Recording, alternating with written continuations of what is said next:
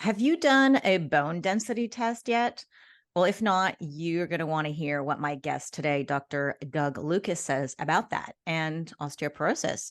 And we're going to discuss why women going through menopause need to be more attentive to this problem and what we can do to prevent or maybe even reverse it if it's not too late. Dr. Lucas is a double board certified physician, and he did his foundational training at Stanford University. And then he started a traditional orthopedic surgery practice in Durango, Colorado, in the US. But after just 5 years in this traditional medical model, Dr. Doug decided that he needed to get a second fellowship and board certification in what I love, anti-aging and metabolic medicine, so that he can take a different approach to treating people's problems. And that's why he started Optimal Human Health MD, or OHH. And then his work led him to his expertise in metabolic health and hormone optimization and bone health, because so many of the women that he was working with were having problems in that area. So he gathered his knowledge alongside experts to create the Optimal Bone Health MD, which is a sister company that shares resources focusing exclusively on bone health. And he believes that osteoporosis is a disease that requires a comprehensive approach to recognize why you are losing bone and then reversing those causes. And before we jump into the interview, we have to read the fancy disclaimer, which all information discussed is for informational purposes only, and no patient relationship is formed. And this podcast and any material within it is not and should not substitute for medical care. So now, without further ado, let's meet Dr. Doug Lucas. Welcome. Thank you so much, Zora. That was very well stated. I appreciate that. Well, you're the expert on bone health and osteoporosis, and just so excited to get your opinion on this. Why are women so concerned, or why should a woman be so concerned about bone health as she's entering this menopause transition and beyond? Yeah, it's such a great question. And when I started looking into this, it was funny because it was after I was already treating these fractures. And then when I started looking at the statistics around how people do after fractures, both men and women, really, but how people do after these fractures, and the truth is that it is a big life-changing event. So a hip fracture, for example, about a third of patients actually die within 12 months. So Yeah. that's a big number. A third of patients never regain independence. So this can be a very life-changing event. And then of the third that do regain independence, we kind of say like, yeah, they're independent, but they're different. So to have an event like this, it will change your life, and very few people get back to the way that they were. So it's a huge deal. And what I was seeing is, obviously you do see fractures in the older population, 80s, 90s and above. But what I was seeing was also fractures in the younger population, 70s, 60s, even 50s. And then when I started looking into how do you manage bone health, and we had a great liaison service at the orthopedic group that I was in my initial practice, the recommendations were to screen people at 65 and 70 for women and men, respectively, which is way too late. And so when we started talking to women about, how do we fix this problem? How do we address this problem? When should we start addressing this problem? We really realized that the answer is in your 50s and even potentially in your 40s, depending on what your starting point is. So you should worry about it as you're hitting this perimenopause state, because you really need to know what's your starting point. Where is your bone quality now? Don't wait until you're 65, because we know as women go through menopause, and I don't know any woman who's made it to 65 without going through menopause. As women go through menopause, as you lose your sex hormones, you will lose bone density. If you don't know your starting point, then you're really on a scary ride and not knowing where you're going. You said a third of the people who get fractures die within 12 months. And that's a really scary statistic. It's the first time I heard that was in my gerontology studies when I was doing my master's. And because we had so much information and so many classes on fall prevention. And at the time I was like, why are we studying falls? Like, you just fall and you get up. Like, what's the big deal? And then obviously I learned, and that statistic was frightening, and it does. And then on top of that, if you do recover, it changes the quality of your life. And you don't want this to be happening, especially when you're younger as well. I mean, just that at any moment. But if you're planning on living a longer life, well, then try to avoid those fractures and falls. And if it's happening, if you're seeing people in their 50s and 60s with these fractures or with low bone density, then that means they need to be starting doing something in their maybe 40s or much earlier. And I think you're right in getting that test. I had the first clue about bone density scans, and we're going to talk all about that when I was doing a Dexa scan for muscle and fat percentage. And then there was this thing on the side, and Right. with the Yeah. bone, I was like, oh, okay, that's interesting. But that was in my 40s.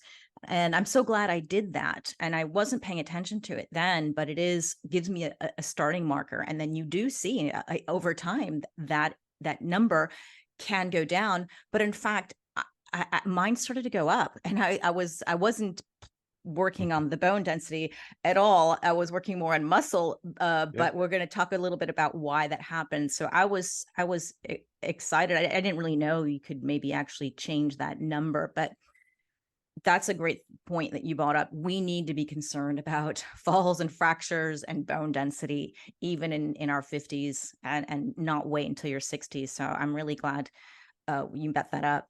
But some of us, who hear the words osteopenia as well and osteoporosis. So before we move on, I'd like you to at least clear a little bit the differences between those two, Yeah. because yes, Yeah, there's a lot of confusion here. So osteoporosis it's a diagnosis. And what's confusing about osteoporosis is that it is defined by an imaging study, the Dexa scan, which you mentioned earlier. And the Dexa scan will give you a score called a T-score. So osteoporosis is defined by this statistical thing called a T-score, which compares bone density to that of your supposedly peak bone density of your ethnicity and geographic location. So that's kind of how Dexa is set up. So T-score is a number. But really what osteoporosis is a metabolic dysfunction of the bone. So it is literally either you never achieved good bone mass, or you are losing bone more quickly than you're building bone, because bone is always being turned over. So while we look at T-score, and that again is the definition, I actually consider osteoporosis something else. Osteoporosis is a dysfunction of metabolism and imbalance of metabolism, and that's ultimately how we treat it too. Osteopenia is ultimately the same thing, but if you go back to that definition based off of T-score, then osteopenia is the lead up to osteoporosis, kind of like pre-diabetes is the lead up to diabetes, right? As your A1C climbs, you go through metabolic dysfunction, syndrome X, whatever you want to call it, and then pre-diabetes and diabetes. Same thing here, where you have normal quality bone and then osteopenia and then osteoporosis.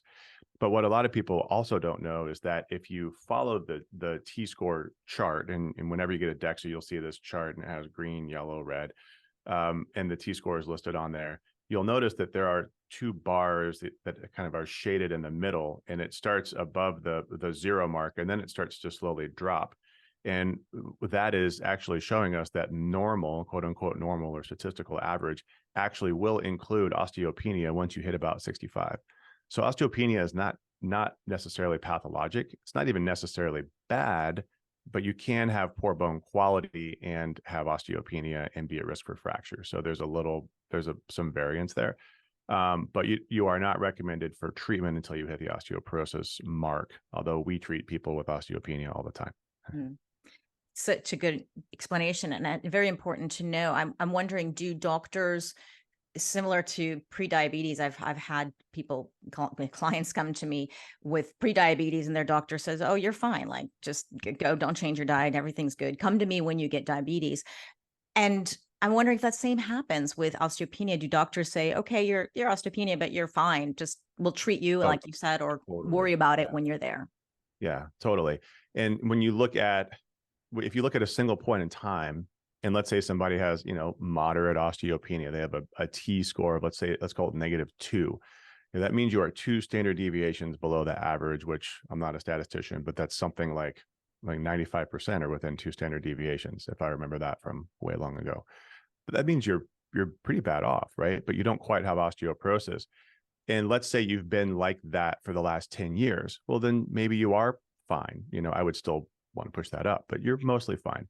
But what if you've had a 20% drop in your bone density over the last 12 months? Then you're not fine, right? So the delta or the change is probably more important than where you are, particularly when you're in that osteopenia zone, because we want to stop that bone loss, because you're going to be very, very osteoporotic very quickly over the next couple of years. You mentioned the drop. There could be a drop in 12 months. Is that what happens to women going through menopause? As they lose the hormones, can it go that quickly? Yeah. So I recently had a patient. She came to us because she saw it was about a 12% loss, and it was over 12 months. And which is rare that you would actually see that, because most people aren't repeating Dexa, but she's very proactive. So she wanted to, repeat her own Dexa, and she was worried about her bone density. So she saw a 12% loss, and it was over 12 months, so that's up 1% per month. And so she was freaked out, and justifiably so, because she was osteoporotic. She was 58, I think, but she had a late menopause. So that was kind of sort of that first couple of years after the onset of menopause. And but we were able to stop that within 12 months. So her next Dexa 12 months later, it was flatlined, and now we're moving our way back up. Oh, this is very interesting. Okay. How do you move that that marker up? I'm not sure if we should talk about the scans first or this, because I would like to people to understand. You said a T score. There, are there different types of bone density scans? Is there just one, Sure. the Dexa, or and again, what are, like, when we're given normal levels, or is that similar to blood tests? Is that not optimal? Should we be concerned to Right. have a different range? Sure. Yeah. Well, we can talk about that real quick, because it won't take long. The Dexa scan, which is, if your audience isn't familiar with it, the Dexa scan it's kind of like an X-ray. So you lay on a table, and this wand, this kind of big chunky wand sort of goes over your body, and it's like a continuous X-ray. It's a very low dose radiation kind of X-ray, and they're looking for the density of your bone in your spine and of your hips. And it is universally, or I shouldn't say universally, it's globally available, probably more accurate. And that's why Dexa is the gold standard for measuring bone density, because pretty much everybody can get access to it somewhere. It's relatively inexpensive in the US. If you're over 65, Medicare will pay for it. If you're under 65, you might have to pay for it yourself, but it's generally inexpensive. So it's there, it's available, but it only measures bone density, and it does not tell us about bone quality. And therein lies the issue, because ultimately we care about bone strength. So strength is our resistance to fracture, but strength is a combination of quality and quantity, which you could also say density. And so it's only telling us about the density, and there's some challenges there, because we need to know ultimately more, because you can have not very dense, strong bones, and you can have very dense, not very strong bones. And so there's more, you're more than just your Dexa score, is what I like to tell people. There are other imaging modalities that can give us more information, but they are not as globally available. So there's kind of two ways to do that. Well, there's three ways to do that. So one is there's a computer add-on. It's simply a software algorithm that you can add on to a Dexa called a TBS, or a trabecular bone score. The TBS is an attempt to give us some information about quality. I don't find it to be particularly helpful, though, because it sort of spits out this number, and there's really not a great reference for it. So I don't really know what to do with it. So I don't know anybody that's using that metric in a meaningful way. So TBS, better than Dexa by itself, but probably not particularly helpful. And then there is an ultrasound study called a Rems from a company called Echolight. The Rems is great because there's no radiation. It gives you your T-score density, but it also gives you a quality score. So it gives you kind of a fracture risk. I love this if it's available. It's just not very available. So we actually happen to have one here in Asheville, North Carolina, but it's one of a handful in the US. So we have people coming. Actually, have somebody from the Netherlands who's going to fly here and do a consult with us and get a Rems locally. So it's hard to find, and then you kind of need to know what to do with it, because the data is not necessarily clear on its own. But if that's available, I love that. And then CT scans, like a computed tomography is what that stands for. So CT or CAT scan. they can, with the right software, also give you some information about both bone density, give you a T-score, and then bone quality.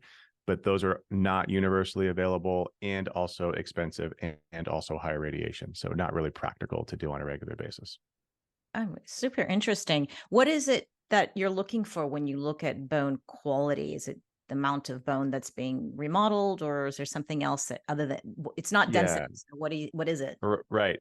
Yeah, so it has to do with the architecture of the bone, and this is why CT can do it, because CT gives you a 3D anatomy, right? So when you're looking on CT, you can really see, especially a high quality CT.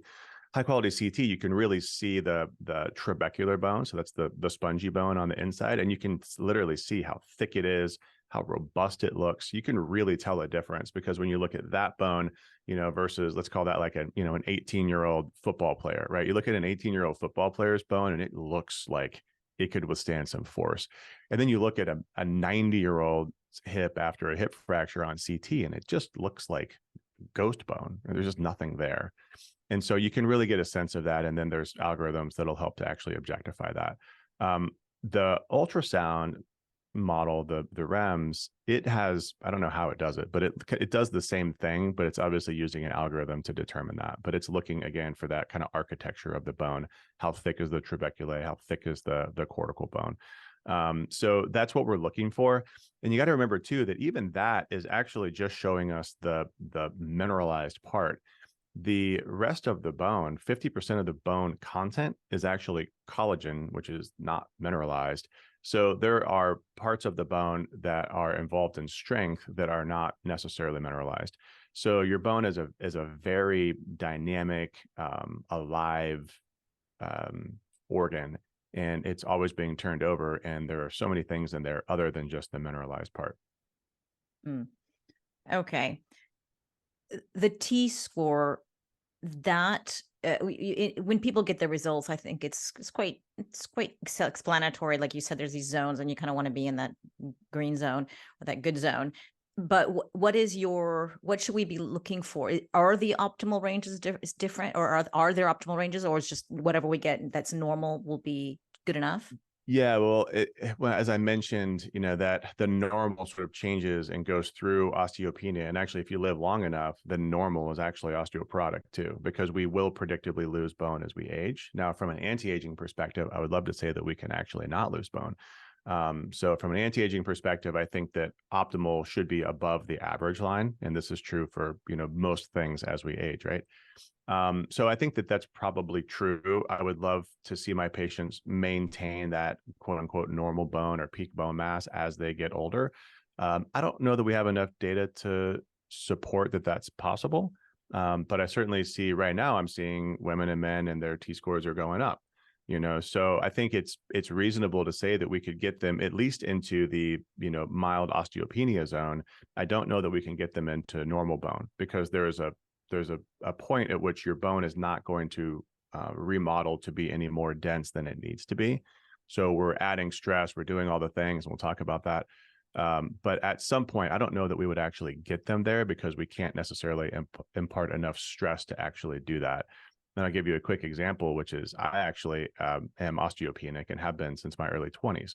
I am, for those that aren't watching this or can't tell from my head and shoulders, I'm 6'1", I'm about 190 pounds, relatively, fit, lean, athletic.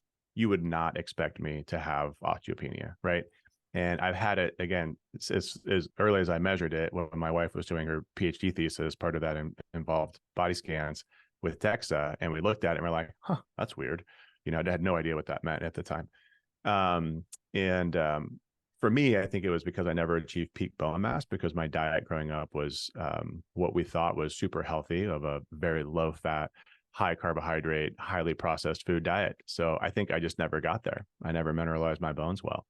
But I don't know that saying that, have mild osteopenia is my goal then to get it into a normal zone. I don't think I necessarily need to, because my risk of fracture is extremely low. My bone quality is really good.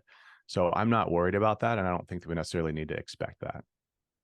Super interesting. Yeah, you'd never guess that someone like you, especially in your 20s. So I'm wondering, is that genetic?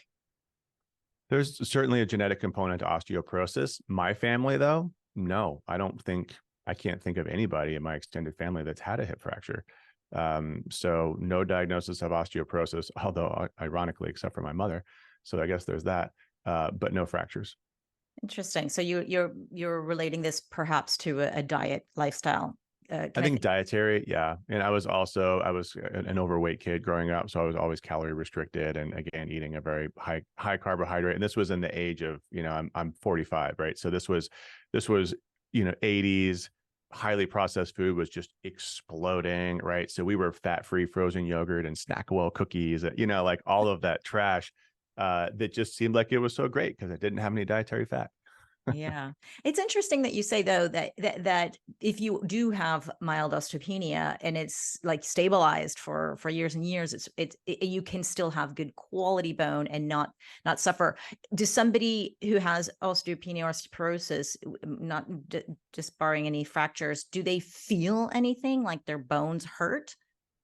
Yeah, I hear reports of that occasionally. The medical literature would say no, that would say it's a silent disease and you don't know that you have it until you have a fracture.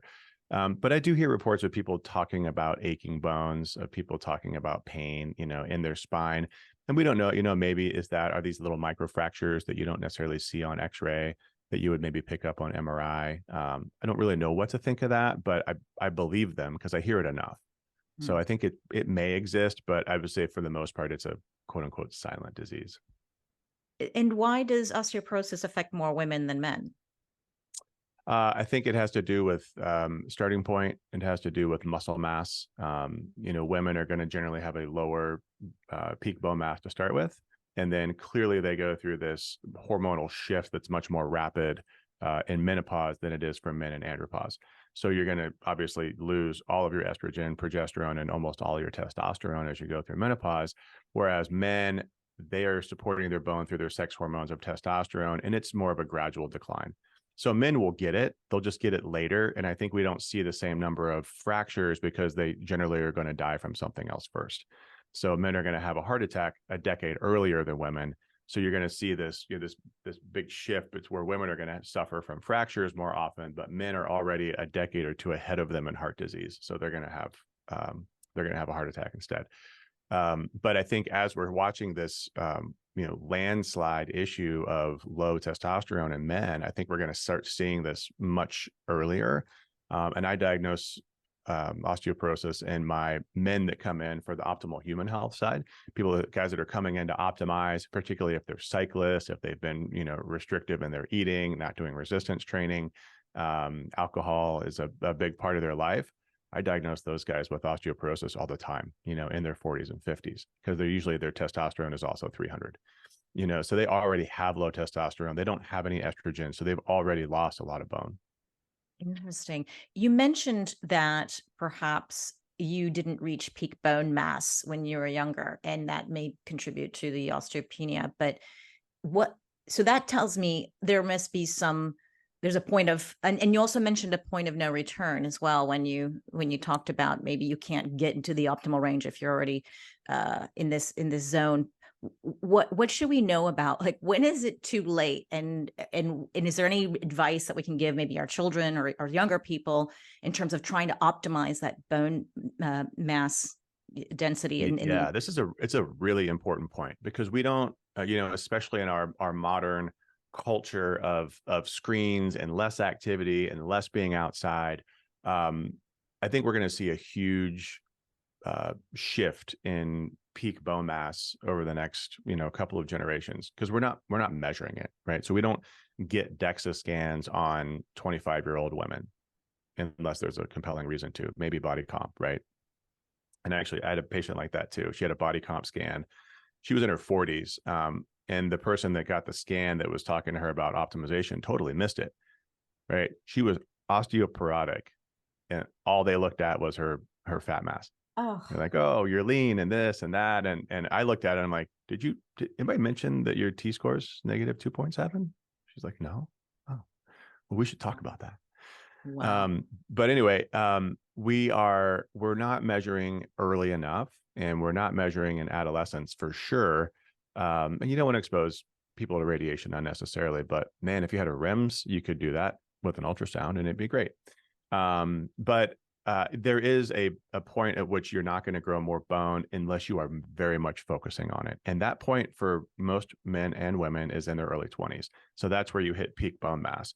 Now, where we need to focus on developing peak bone mass is in your childhood and adolescence. And nobody's talking about this, right? Unless you say like, oh, drink your milk for your bones. There's some interesting data there we could talk about. But ultimately, it's about, are you getting adequate nutrition? You know, do we really need as much calcium as we say in the US? Probably not. You know, it's about twice as much as in most other countries. You know, but are you getting adequate nutrients? And then are you doing the loading of the bones? And if you look at the work done by John, I think Jake Wish is how you say his last name, but he's the engineer, PhD behind the company OsteoStrong, one of the modalities to help build bone in the US and worldwide. He did a lot of research into what is the amount of impact that you need, the stress on the bones to actually grow bone. And it's significant. And this is why I say, like, I will probably, you know, unless I really focused on it, maybe I went to OsteoStrong once a week, I could do that. But it takes a lot of impact. So for especially young women that aren't involved in sports, that aren't, you know, gymnasts and getting that impact, they're going to not have ideal bone quality and quantity. They're never going to get there. So then they have a really low starting point. And then, you know, in the US, this made big news. The first oral birth control pill was made available over the counter, right? So now all these young women going out, either getting a prescription or they're going to do it over the counter, and they're going to get on synthetic progesterone, which is going to cause them to not have cycles, and they're going to not have, you know, the continued push of progesterone to build bone, and they're going to have inadequate estrogen. I mean, we're talking about an absolute disaster that is pending, and nobody's talking about it. Wow. Okay, that tells me get your kids or grandkids, if you're listening, to get off the pill and start exercising. You mentioned being a gymnast. Do you have to be like intense athlete to build that, or can you just be sporty? Yeah, the answer is you don't have to be, right? I mean, I'm not saying everybody go out and be a gymnast. That would be a bad thing for a lot of people, because ultimately, being a gymnast has negatives too. But that what John found is that when you, if you look at athletes across the board, gymnasts, because the amount of force that they're landing on loads their bones with such a high percentage of their body weight that they respond the most, right? So gymnasts have the strongest bones, even though potentially they have some eating challenges, but they have the strongest bones because of those forces. And that's one of the tools that he used then to create the device that he created for OsteoStrong. But do you have to do that? No. But you do have to do something, right? You've got to get out, you've got to load your bones, you've got to run and play. Like these are the things that kids are just not doing, you know. And my children, I have 11, 9, and 4. And so my kids are almost embarrassed to bring their friends to our house because we don't have a PlayStation or, you know, a video game unit. Like, we let them watch screens some, but for the most part, we're like, go outside, go play, go run, go fall off stuff, right? Load your bones, get sun exposure, get vitamin D naturally, right? Like, go get hungry and eat real food. Most kids, though, are not doing that. Yeah, it's really sad, and I hope we can change that. You mentioned the Rems. There was another question on my mind. That's why I'm hesitating. Which will come back to me in a moment. The Rems, though, you mentioned that's quite ideal. It's not available everywhere, but it's doesn't have the radiation, which is nice. Is that expensive? Is it covered by insurance if you do happen to have it? No, unfortunately, in the US anyway, insurance does not cover Rems. It's not recognized as a good tool. And it's because, you know, again, Dexa has been made the gold standard. So, do you need anything different? Right. So there's just not a necessity for them to do that. And then the challenge is, when you look at Rems compared to Dexa, it's about, I think, 95%, somewhere between 90 and 95%, quote unquote, sensitive, meaning it's detecting what Dexa is detecting. But the challenge is you don't know which one's better, because there's no third test to say, oh, well, the gold standard says that the Rems is actually better than Dexa, or vice versa.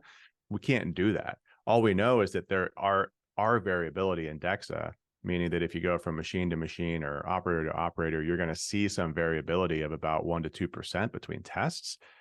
Rems, I think, is probably more accurate because the technology seems like it would be, but we can't prove that. So we're never going to be able to prove that it's potentially better, other than to say it doesn't have any radiation, which is better, but Dexa is pretty low radiation. So I don't think we're ever going to see that happen. So it's always going to probably stay in this cash pay space. Fortunately, the Rems here in Asheville, I think it's, $100 to $150 to go get a test done. That's pretty consistent across the centers that I know that have these devices. They're not trying to make a lot of money on them, but the devices are expensive. The Rems, if you buy it, if just go to the company and buy it, it's $50,000.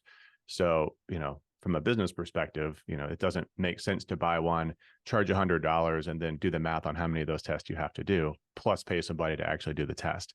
So this is why I don't have one. But if I would love for it to be more available, it's just going to be a challenge to make that happen. And how does that compare in price to a Dexa scan? Yeah, probably similar price, and I would assume that's probably kind of why they're pricing it that way. There are people that will combine it in packages, and potentially it could be included either for less, but the package would be more. So yeah, there's different ways to do it, and I think every center is different because there's no oversight. So you mentioned that at 65 is the sort of quote unquote, I don't know, I guess in the US, recommended date time to get a Dexa scan. Is that something that's normally covered by insurance and everybody that starts to get their scans at 65? Yeah, in the US, Medicare will pay for a Dexa scan every 2 years at 65 for women, but 70 for men, because again, the sex hormones decline later. But it's just way too late. And so private insurance will pay for it earlier if the doctor can code it correctly and say that you have a risk factor for osteoporosis. And they, maybe they'll pay for it, maybe they won't. I think it's certainly worth the whatever $100, $150 to get that information, because you may have a big problem that you don't know about. At what age then is it recommended to get a bone scan?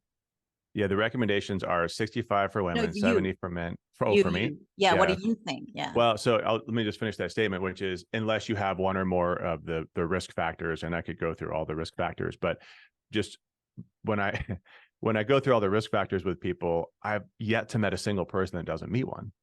Right. Yeah. And so the answer is, when should you do it? I do it on all my patients. Right. Doesn't matter if they're in their 20s and then on up, because I think you want to know. Now, from a public health perspective, is that rational? Can we do 300 million Dexa scans, right now? No, we can't. But I think as people start to become aware of the issue, then I think, yeah, you should go get a Dexa scan and you should know what your bone mineral density is. And it probably doesn't matter your age if you're over 22 to 25. So then I imagine most 20-year-olds, if they get a scan, most of them will probably be quite dense. Then there's exceptions when they'll have to probably scan more often after some sort of treatment. But I imagine they'd wait a lot longer to get a second one than, say, a woman in her 50s. Yeah. Or let's 40s. Say your bone density, your T-score was, +1. Man, you got a long runway until you're going to have an issue. So as long as you're not, developing an autoimmune disease where you're taking steroids all the time, if you don't have gut dysfunction and you're on a PPI, if you, aren't on oral birth control, which, you start saying those things and you realize, like, well, that's a lot of people. If you're not chronically dieting and calorie deficient, and you think, well, that's actually most of the population, especially female population, right? Yeah.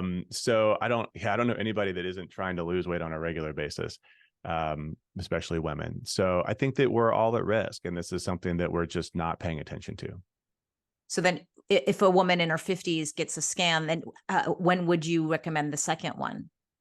It depends on the result. So let's say she has great bone mineral density. And if she's in her 50s, let's assume that she's perimenopausal, maybe even early postmenopausal. I would still do something to help prevent the loss of bone, because it's predictable. We know you're going to lose bone.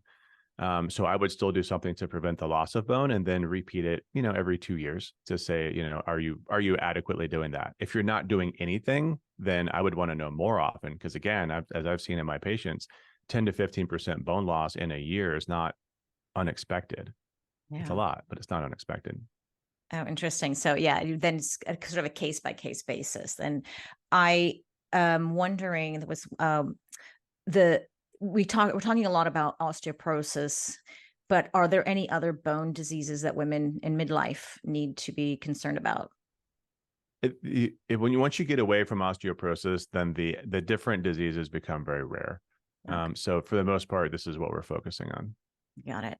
You mentioned the Dexa is programmed or calibrated, I guess, person to person, depending on their ethnicity and their age, or what other things are? Is it because different cultures, ethnicities, people living in different Yeah, countries have different bone there are densities? different expectations. Yeah. So the starkest difference would be the Asian population versus a European population. And it just has to do with the average size of the skeleton, density of the skeleton, and that's just how the different populations have changed over time. But are there more risks to people of Asian descent or European? Yeah, yes, but again, it kind of depends on how you want to spend the numbers. So if you look at people of Asian descent, they're going to have lower T scores. They don't necessarily have more fractures, and this is why you have to change the expectations and what is peak bone mass. Because if you were to measure some, a 100-pound woman from South Korea, and you were to measure a 150-pound woman from Sweden, they're going to have very, very different skeletons. And so, is the T score, if you were to put them on the same scale, the T score of the woman from South Korea is going to look like she has severe osteoporosis, right? So then you think, oh my gosh, her fracture risk is so high. We have to put her on all these aggressive medications. But actually, she has good bone quality. She's just very light.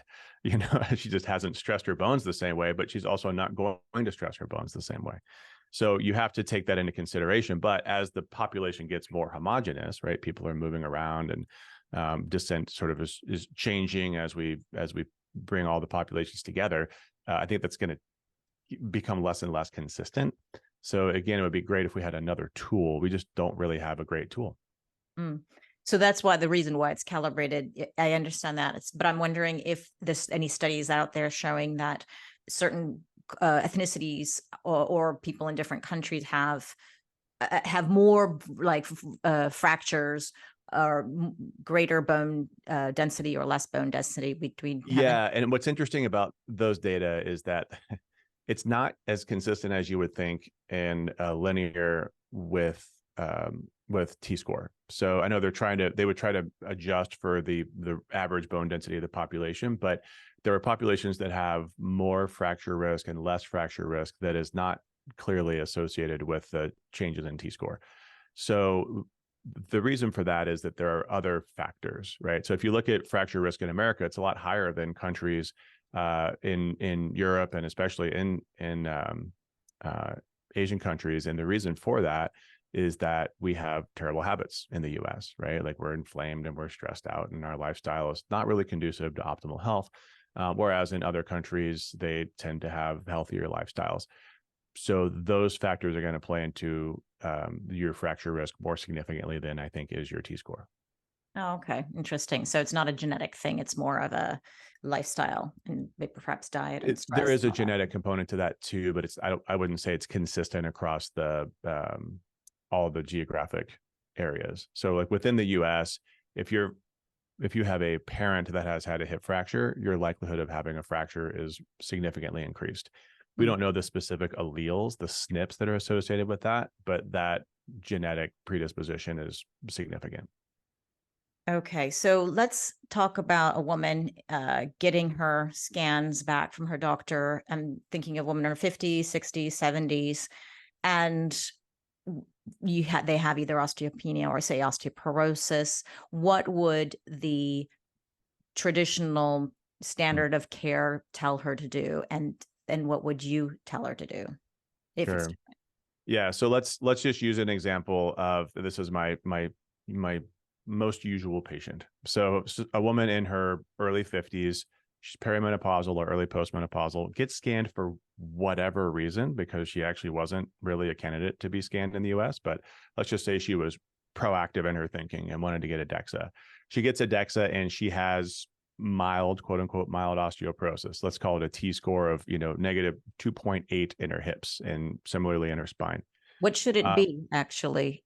So at that age group, it should be technically average would still be mild osteopenia, but I would love to see it above that, right? I'd love to see that T-score to be above 0. Above 0. So anything Yes. negative means you're heading down the wrong road. Anything between -1 and -2.5 is osteopenia, and then -2.5 and below is osteoporosis. And that's across the board for anyone of any age, male, Correct. female? Okay. Correct. All right. Yeah. Sorry. And that's the T-score then, though, is a comparison of peak bone mass in the early 20s, which is it's a point of contention for a lot of people, but it gives us a known starting point. So that patient goes to their traditional medical doctor, their primary care doctor, internist, and they have a diagnosis of osteoporosis. A lot of doctors are using this tool called the FRAX. So if you go online and just look up FRAX, F-R-A-X, it's a free tool based on a really nice study that you can put in some risk factors, and it'll actually spit out a fracture risk, a percentage fracture risk of hip fracture or quote unquote major osteoporotic fracture over the next 10 years. Based on, in the US, the threshold of 3% for hips or 20% for major osteoporotic fracture over the next 10 years, then you would meet criteria for pharmacologic management. I see a lot of doctors pushing this and using it earlier than that too. But ultimately, the doctor, when they see osteoporosis, their goal is to prevent a fracture, hopefully the first fracture, right? And not the second fracture. So they want to prevent a fracture. So what are their tools? Their tools are drugs. Right. And they're going to say you need to, exercise more, and you should go walk, and you should maybe do resistance training if they've read into it a little bit. And then the other recommendation is 1,200 milligrams of calcium and 1,000 IU of vitamin D. Those are the general recommendations from the associations in the US and similarly worldwide, although less calcium elsewhere in the world. For some reason in America, we need twice as much. So you're going to walk away from the doctor probably with a prescription for a bisphosphonate drug and a recommendation to take these 2 supplements. The challenge is that the drugs have potential side effects and potentially serious risks, and there's not a good long-term outlook. So I just said this patient's in her early 50s. Let's say her life expectancy is to live into her mid 80s or beyond. That's 30 years. So the bisphosphonate drugs you can only take for 3 to 5 years. So then what are you going to do? Right. The other drugs, potentially even less. Of the anabolic drugs, Forteo and Tymlos, have a 2-year max. Evenity has a 1-year max. Prolia is the only drug that has research data extending out beyond 10 years, and you can continue to take it, but there are risks to that. So a lot of the patients don't want to take the drugs. And this is why we really started looking at this to say, well, how else can we do this? Because the drugs are not the magic pill. There is a time and a place for them, and we use them. I don't use bisphosphonates, but we use other drugs occasionally for people that are at severe risk, just to prevent that first fracture. So the doctor's going to want to use the drugs. 80% of patients prescribed the drugs don't take them. So it's a big gap, a huge gap.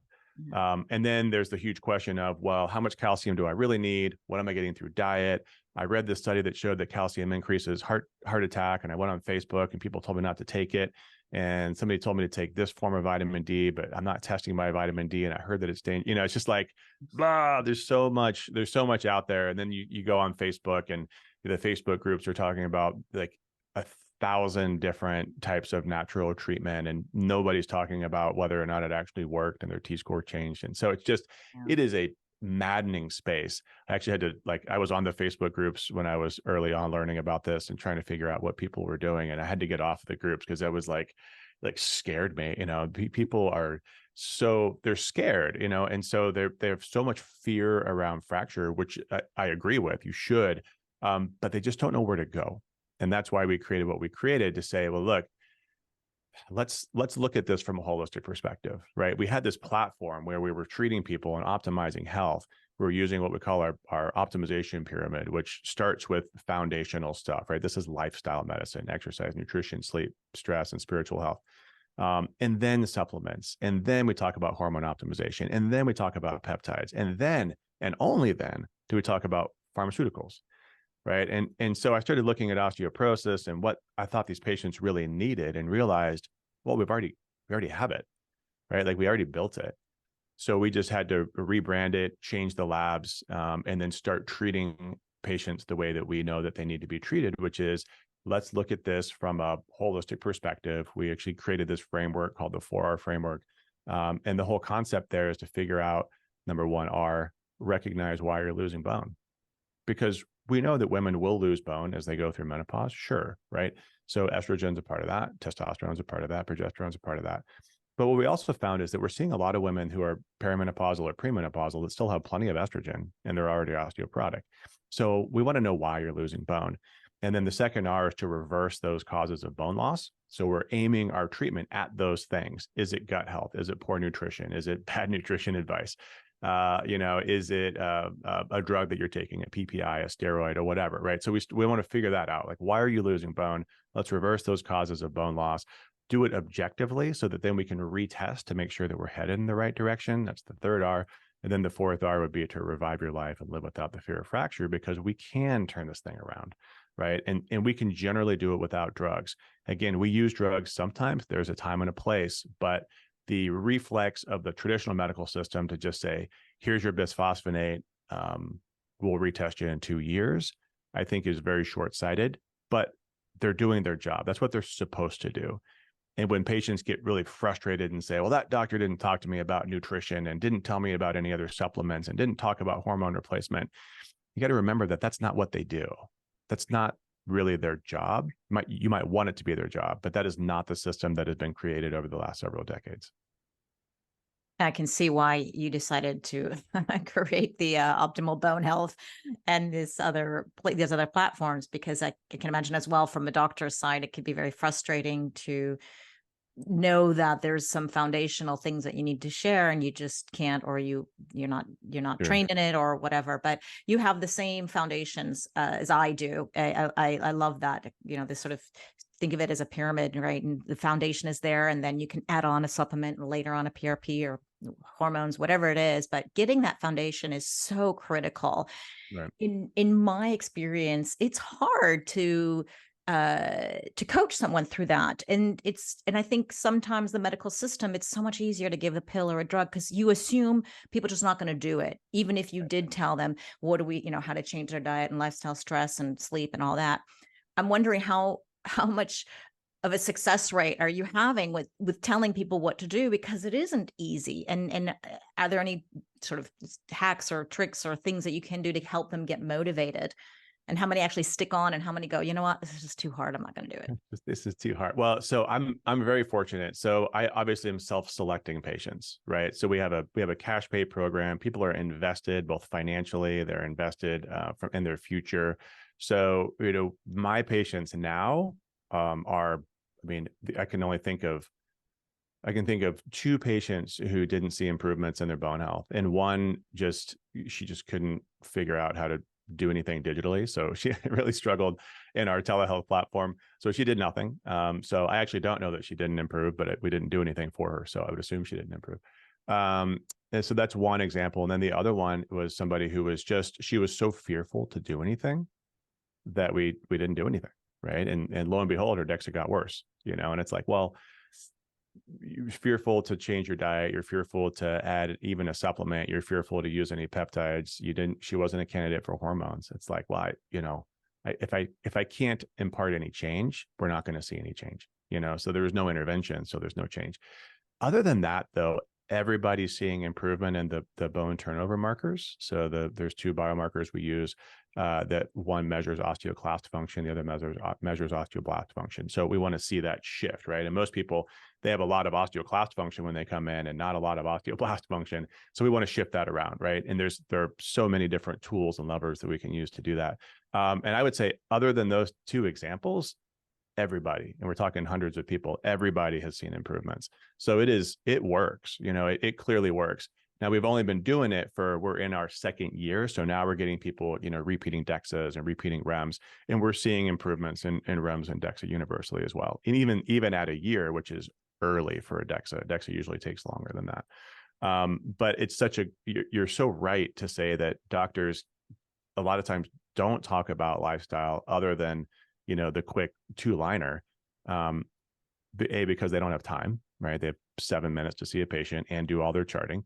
But B, and I experienced this when I was in the traditional medical system, most patients aren't interested.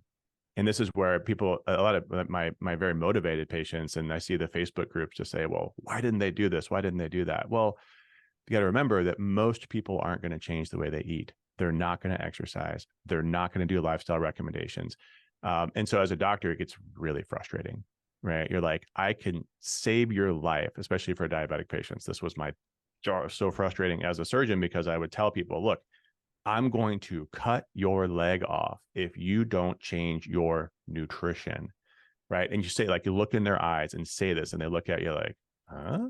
Like, they just don't, they're just not positioned to be able to make those moves.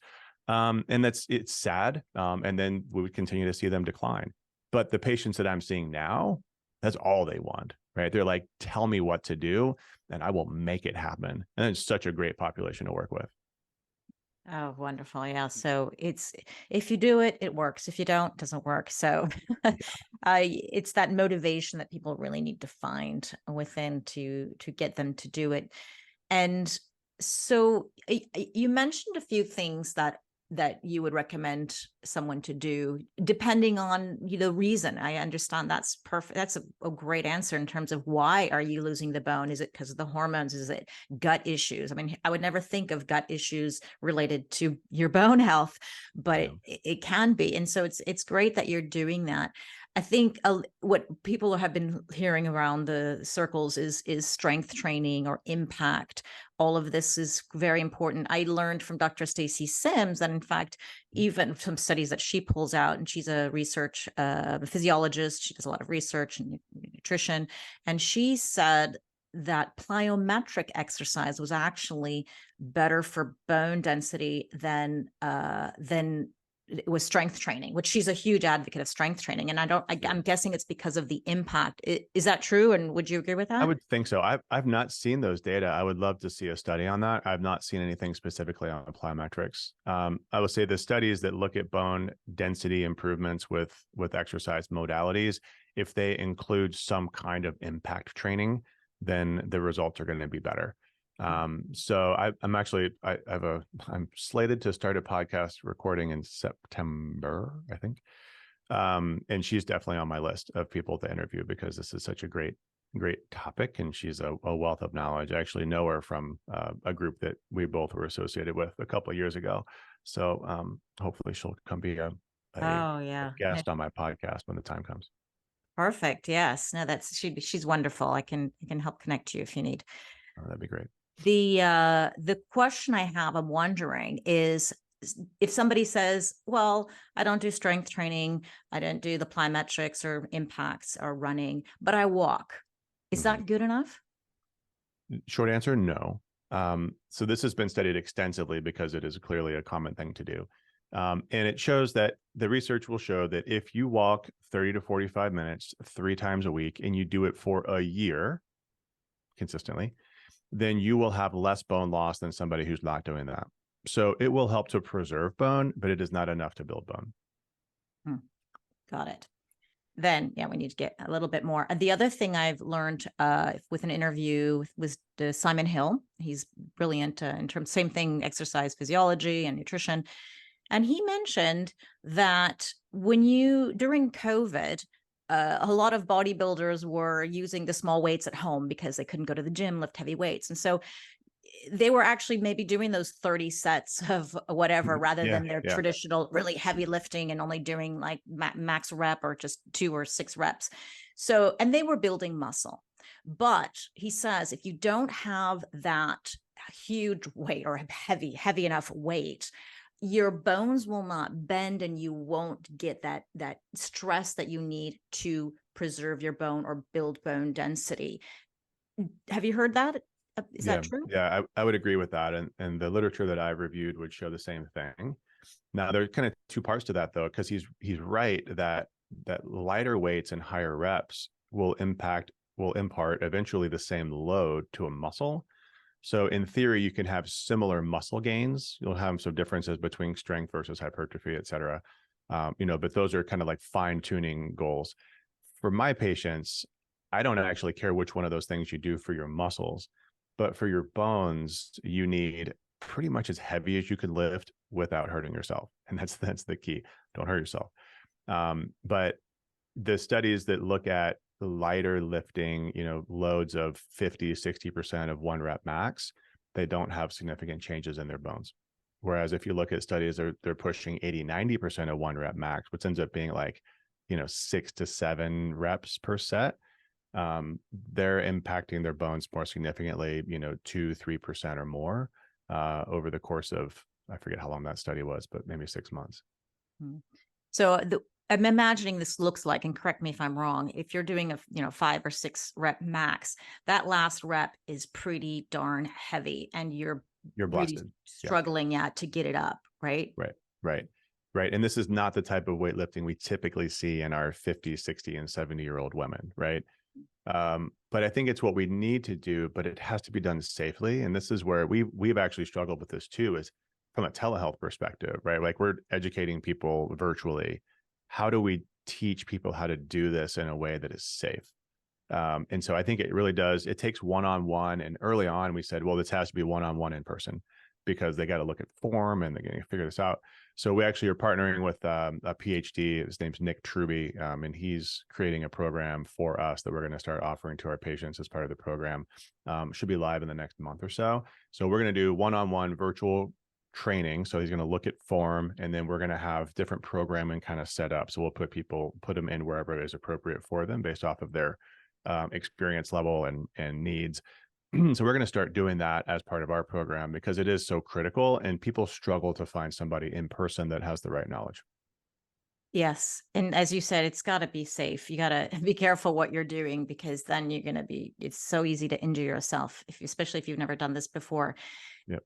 I'm wondering if you have any information on BFR bands, that blood flow restriction, or the katsu bands and osteoporosis, because that to me is just a brilliant way to mimic lifting heavy weights in terms of building muscle. But what about the osteoporosis? Yeah, I wouldn't think so, because I don't think it's going to change the load of the bones. So I agree. The research is pretty clear on what it does to the muscles, and I think it's pretty cool. I've not tried them myself. I really should. I love them. Get them. Yeah. No, I really should. I just can't imagine what my wife would say if she comes down and watches me working out with blood flow restriction bands on. Well, tell her to start following me. She's going to shake her head. Like, oh, another thing. But I guess I should not worry about what she thinks. But for bones, I think you need the load. So I don't think it would change it, because I don't think it's the metabolic function of the muscles that's having a significant impact on the bones like it would on the muscle itself. What are your thoughts then? A lot of people, gosh, a whole my life, when you think about bones, you mentioned it earlier, is milk, or say, getting your calcium supplements. And I think that's what a lot of people would think about. Oh, I'm going to eat more dairy. Do those work? Not a simple answer. So there's some interesting studies on dairy, and there are some people in the US, particularly Mark Hyman, if you're familiar with Dr. Hyman's work. So Mark Hyman he just is a dairy hater, and I don't think he would mind me saying that, because he's very outspoken against dairy. And he'll quote studies that would demonstrate that the more dairy you drink, the higher your fracture risk is, right? When you're like, well, wait, what? And I understand his perspective, because he does point out that the dairy based commercials, or commercial coming from the dairy industry, kind of make claims that they really can't support. So I understand his speculative position. But I think he's also misstating these studies. And so let me just say this about dairy, is that as an adult, if you can tolerate it, which is a huge question, if you can tolerate it, both the lactose, the casein, and the whey, all different proteins, all different levels of toleration. If you can tolerate it, it is a good source of dietary fat, of calcium, of vitamin D, of other nutrients. Like, it is a good tool to use, but it is unnatural, right? We are the only species that consumes another species' milk, and also milk into adulthood. So it is a tool.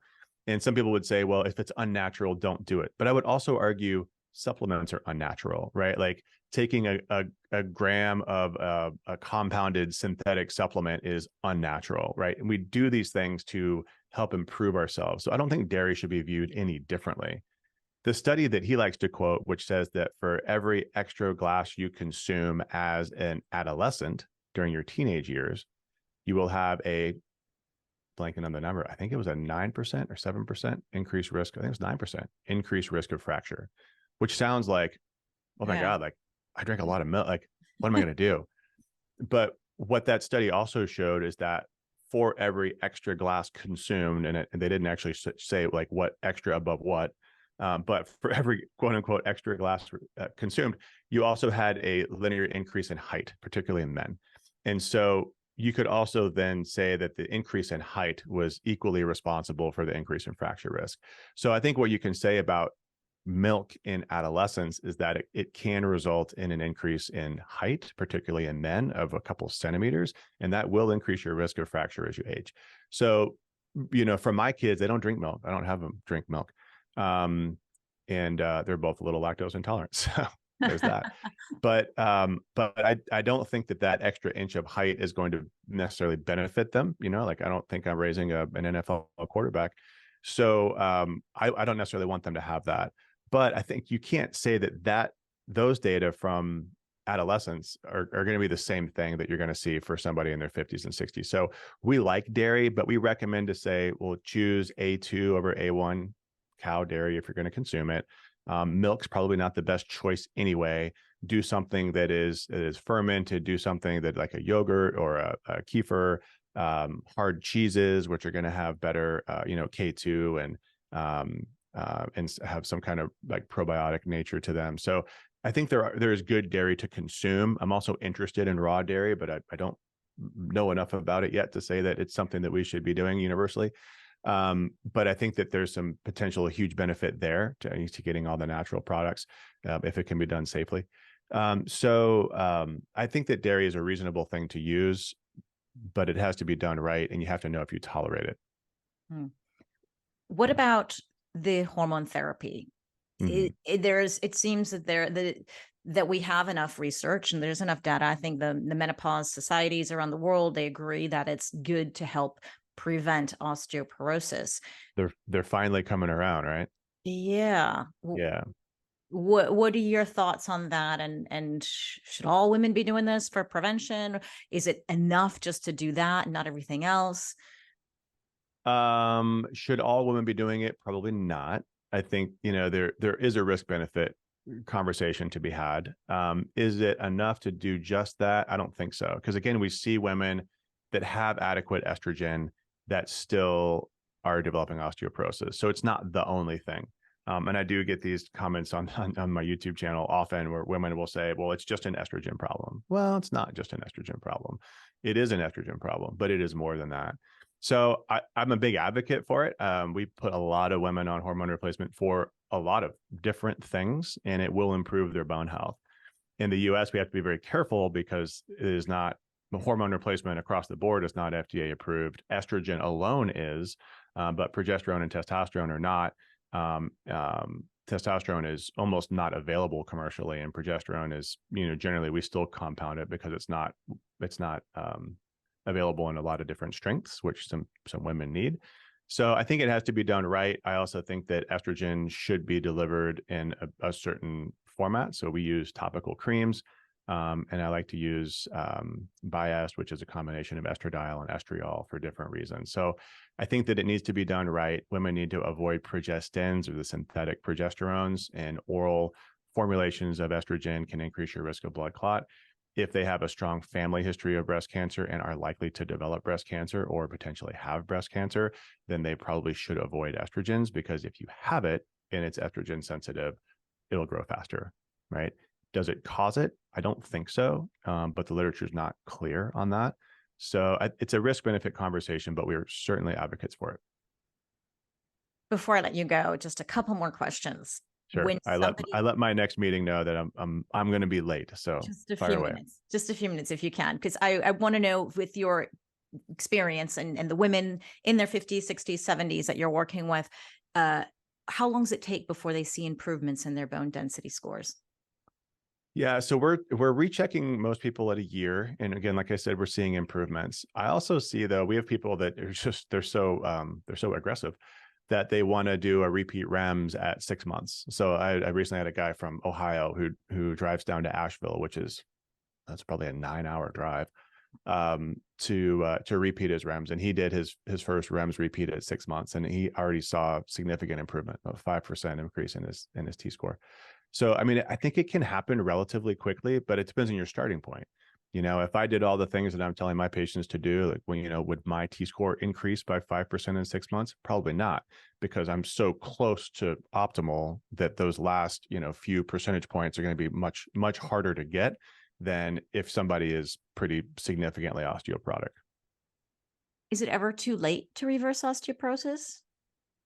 I think that there is a threshold, and this comes into the pharmaceutical question. When is the right time to start drugs? I know you mentioned earlier, if you're in your early 50s, for the most part, we could probably do this without drugs, unless you are at a very high risk of fracture, in which case I would recommend something like an anabolic drug, Forteo, Tymlos, Evenity, to just like kind of shove you in the right direction, right? And then we'll take it from there. There is a point though at which the body is not going to respond efficiently and effectively. And when is that? Well, I don't think there's a chronologic age, but I think there is a kind of a biologic age, right? So I see, women in their 70s are able to do the things I'm asking them to do. They may not be candidates for hormone replacement though, right? So we're losing some pretty powerful tools.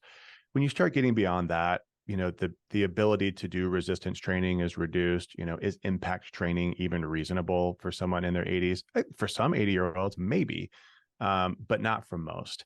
So I think there is a point at which leaning on the pharmaceuticals to slow down bone loss is probably a reasonable thing to do. And that's where I see drugs like Prolia, or potentially even like reclass long-acting bisphosphonates, the benefit starts to outweigh the risk. And so that's where that threshold occurs. But again, I wouldn't say it's a chronologic age. It's a biologic age that might even be in the 60s for some women and men, but probably going to be more 70s, 80s, and beyond. Great. I'm going to have to let you go now. And I'm so grateful for the time you spent with us and staying that extra time. I want everyone to go and find you. You're such an expert. I don't know anyone other than you who knows so much about it and really takes the same approach. You have a very similar philosophy as I do. So I'm really glad I found you. Everyone can find you at your website. It seems you have two. You have optimalbonehealth.com and you have optimalhumanhealth.com. Is that correct? Right. And if you're interested in the bone health side, go to the optimalbonehealth.com. They look very similar, but the content on bone health is specifically for bone health. Great. And everyone can find you as well on Instagram and YouTube, Facebook. You have a lot of resources on your website too. And I will have links to all of that in the show notes. And usually there's a Dr. Doug Lucas in there in the YouTube link or the Facebook, Instagram link. So before I let you go, then the last question. Oh, also, wait, before I let you go, I have to let people know that they can get $500 off a full service program, right? Yeah, absolutely. What's that? What is that? Yeah, so we kind of have two programs. The full service program is what we've been running people through, and that's our membership based 12-month, extensive blood panel, unlimited coaching, concierge service. It's just awesome, is what it is. So that's the full service program, and yes, $500 off. And I think we're going to use the code Zora, just because it's awesome. But we are also launching a group coaching program that is not physician led, and it'll be at a much lower price point. And so that I don't know what that is yet. So you'll have to ask our team what that's going to be, but we're going to launch that hopefully middle of next month, so we can just start educating people and getting people headed in the right direction. And I just want to mention one more thing, Zora, too, about the resources. The best place to go and the most time and attention that we're putting is on our YouTube channel. And that's Optimal Bone Health with Dr. Doug Lucas. I spend about one full day a week writing scripts and recording content and putting it on YouTube. So we're putting a lot of information there with our intent just to educate. It's part of our mission, is just to simply educate globally. And YouTube is the best platform for that. Thank you so much. That's wonderful. Yes, you do so much for free too. And if anybody wants personalized attention, then you've got those two programs, either one-on-one or as a group. Before I let you go, then, any last words for a woman going through menopause?